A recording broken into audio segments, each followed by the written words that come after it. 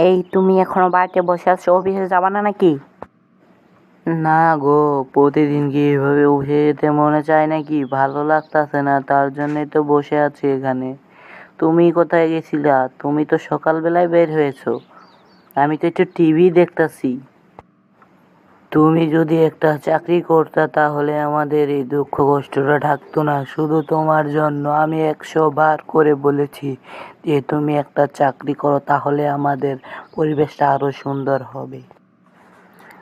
চাকরি করতে আমার ভালো লাগে না, তার জন্য আমি চাকরি করি না, আমি শুধু করি শপিং। হ্যাঁ, চাকরি তো করবাই না, কারণ তো চাকরি করলে যে একটু ভালো হয় এটা তো বুঝবে না। শুধু সবকিছু আমার উপরে চাপিয়ে দিতে পারো।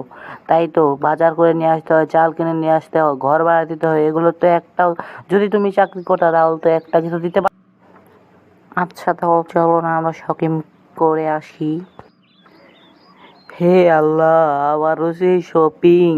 এই তুই কি শপিং ছাড়া কিছু দেখতে পারিস না নাকি? কালকে যদি অফিসে যাই তাহলে কিছু টাকা পাবো। কালকে যাস, আজকে হবে না, টাকা পয়সা নাই। আচ্ছা ঠিকই আছে, তাহলে দেখি কি করা যায়। তুমি কিন্তু